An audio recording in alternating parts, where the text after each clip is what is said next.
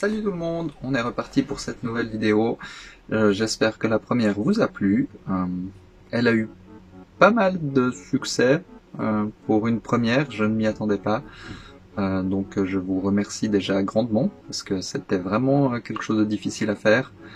Donc merci beaucoup, merci à tout le monde, merci à mes amis, merci à ma famille, à tous ceux qui auront partagé, qui se sont abonnés, qui ont liké, qui ont commenté. Des choses plus ou moins intelligentes, c'est vrai que j'ai aussi eu des conseils, donc voilà, merci beaucoup à toutes ces personnes qui ont participé à tout ça. Avant de partir sur cette nouvelle vidéo, j'aimerais juste revenir sur la précédente et mettre un marqueur temps parce que je me suis rendu compte en fait en la visionnant que je parle juste de mon âge et il n'y a pas de notion de temps en fait, donc en gros la Guadeloupe c'est en 99 que ça se passe et puis du coup mon premier appartement je l'ai en 2006, comme ça vous avez un peu une indication de temps, sachant que évidemment en 99 il n'y a pas internet, c'est aussi pour ça que je parle de travestissement et pas de transition. Chez moi en tout cas il n'y a pas internet. Peut-être qu'il y a des chanceux qui avaient déjà ça chez eux, mais pas moi. Voilà, on va pouvoir partir sur le sujet de cette deuxième vidéo qui reprend à la fin de la première, je crois, sans interruption de temps, j'espère. Sinon je ferai encore un petit récapitulatif à la prochaine. Mais voilà. Alors, où en étais-je? Oui, mon premier studio, si je ne m'abuse. Donc, j'ai 18 ans à ce moment-là. Je vous ai vite fait expliquer un peu que entre mes 18 et mes 20 ans, je commence à sortir. Et c'est à partir de là que les choses changent un peu pour moi. Parce que je rencontre des gens. Mon premier studio, que beaucoup d'entre vous, enfin beaucoup, non, mais un certain nombre d'entre vous ont pu connaître plus ou moins bien, parce que on a passé un certain nombre de soirées chez moi. Je m'excuse encore auprès de ma concierge et des forces de police qui ont dû venir une ou deux fois. Voilà. Donc oui, voilà, mon premier studio, je commence donc à sortir, je rencontre des gens et c'est là que j'entre vraiment dans la scène black metal. Je crois que j'ai évoqué le sujet à la dernière vidéo. Le black metal qui va prendre une place conséquente en fait dans ma vie à partir de là, parce que en fait j'écoute toujours majoritairement ça comme musique, même si aujourd'hui je me suis un peu ouverte à d'autres choses. C'est vrai que c'est quand même la musique principale que j'écoute toujours. À cette époque-là, je rentre beaucoup dans les codes. En fait, j'essaye de vraiment coller à l'image du black metal, et c'est vrai que voilà, je m'habille en noir, j'écoute de la musique, je picole, je fais des conneries. Bref, je fais pas mal de choses comme ça, j'essaye de me construire une image, je fais de la musique, je vais chanter dans 3 groupes, dont un avec lequel ça a à peu près marché un temps, peut-être vous m'avez vu en live d'ailleurs, je vous mettrai une photo ici de à quoi je ressemblais en live, parce que j'en ai encore quelques-unes. Et voilà, enfin, c'est vrai que du coup, je me suis forgé toute cette image, une espèce de réputation, j'étais assez extrême dans ma façon de penser, et c'est vrai que le black metal, c'est pas très... ils sont pas... À l'époque, en tout cas, ils étaient pas très copains avec tout ce qui était communauté homosexuelle, personnes trans, compagnie, enfin, c'est vraiment pas tellement le délire de cette scène musicale. Puis, du coup, pour tout ça... je refoule beaucoup mon travestissement, vraiment je le fous là, genre casse-toi, tu vois, et du coup à partir de là je laisse un peu ça tomber, et puis je rencontre une fille. 2010, je rencontre, comme je disais, une fille qui s'appelle Charline et que je salue au passage, et qui a d'ailleurs bien voulu que je la cite dans cette vidéo, donc merci beaucoup. Charline, c'est une fille avec qui je suis resté 2 ans et demi en fait, pas monstre longtemps, mais pas non plus petite relation. Et en fait, j'étais assez en confiance avec elle pour finalement lui parler de mon passé de travestissement et du fait que j'aimais encore bien ça. Et du coup, je lui montre certains vêtements et c'est vrai que voilà, il est arrivé un jour que on sorte à peu près tout ce qu'il y avait dans son armoire et j'ai essayé beaucoup de tenues. Je vais vous mettre quelques photos là aussi sur le côté. Comme ça, voilà, vous aurez 2-3 photos de cette époque-là, mon Dieu. Et du coup, à partir de là, c'est vrai que je me conforte un petit peu là-dedans, et puis j'apprends aussi à faire les ongles au gel, grâce à elle qui a un diplôme. Je vais aussi vous mettre des photos. Cette fois, je les mettrai de ce côté, comme ça change un peu. Des exemples, et puis je suis assez en confiance pour que finalement, avec elle, un jour, pour une soirée, c'était une soirée... je sais pas trop ce que c'était comme soirée, mais c'était au 4310. Peut-être que certains et certaines d'entre vous ont connu, peut-être pas. Enfin voilà, c'est aujourd'hui il y a le Rockies qui le remplace. C'est comme ça vous situerez peut-être un petit peu mieux l'endroit. Au 4310, donc on est allé cette soirée. C'est vrai que j'étais vêtu de talons, d'une jupe, d'un serre-taille sauf erreur, et puis un haut qui laissait un peu sortir ma poitrine.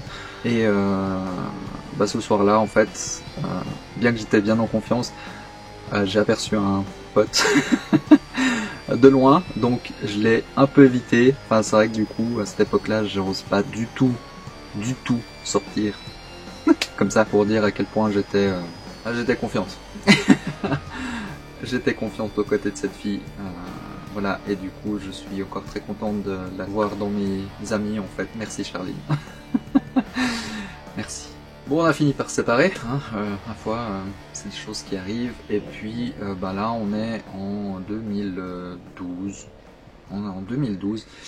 Et c'est à ce moment-là qu'en fait, j'entends pour la première fois parler de transition. Parce que les créateurs de Matrix, les frères Wachowski, en fait, deviennent les sœurs Wachowski. Et c'est là qu'en fait, je découvre ce qu'est une transition. Je m'y intéresse pas plus que ça, je l'admets. Ça m'a rendu curieuse, mais après, je me suis dit, si ces deux personnes peuvent être heureuses comme ça, ok. Et c'est vrai que je me pose pas encore tellement la question pour moi. Voilà. On est en 2012, aujourd'hui on est en 2022, donc 10 ans plus tard. Il m'a fallu encore un petit peu de temps pour accepter la chose. Donc ouais, voilà. Là je découvre réellement que les transitions existent, je découvre que on peut passer au niveau légal en tout cas d'un sexe à un autre, et puis que en fait petit à petit je découvre évidemment le reste. Mais clairement pour le moment je suis toujours en train de me travestir et c'est tout. On va faire un petit bond dans le temps parce que de 2012 à 2018 il se passe pas grand chose de plus en fait. Des fois je me travestis, des fois je me travestis pas, enfin voilà, je vis ma vie, voilà, je donne des concerts, notamment avec ce dernier groupe, et avec qui ça dure un certain temps. Et puis voilà, donc il n'y a pas grand chose de plus à raconter. Donc en 2018, je rencontre une autre fille, et puis de nouveau je suis assez en confiance avec elle. Elle n'a pas voulu que je mentionne son nom, donc je vais respecter ça, comme on l'appellera mon ex. Et c'est comme ça.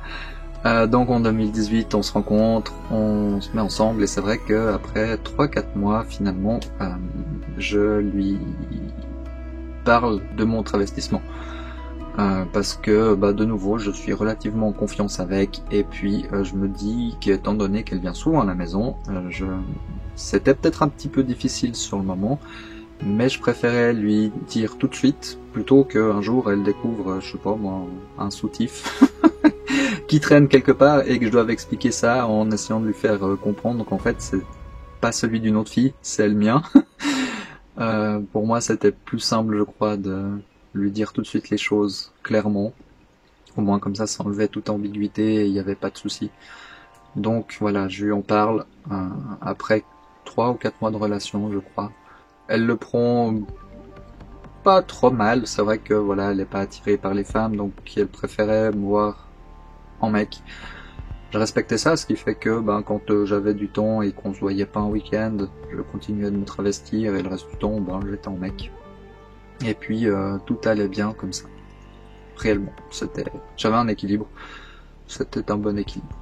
Pendant notre relation, c'est vrai que la question est sortie une fois de savoir si je voulais aller plus loin.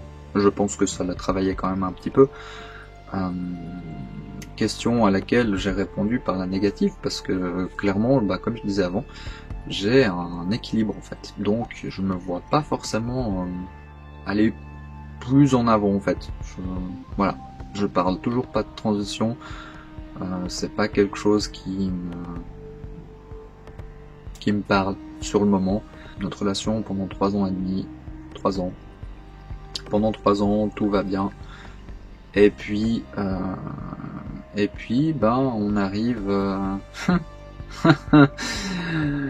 on arrive avec le petit malin qui nous casse les pieds depuis 2 ans, qu'on ne nommera pas ici, mais je pense que vous savez tous de qui je parle. Un petit coquin qui nous a empêché de sortir, qui nous a fait imposer un pass, enfin tout ça. Bref, mars 2020, je travaille dans un musée à ce moment-là. Mais fermeture des musées, donc je me retrouve au chômage. Et puis quelques jours avant en fait de me retrouver au chômage pour cause de fermeture, une école à qui j'ai envoyé un mail une année auparavant me répond.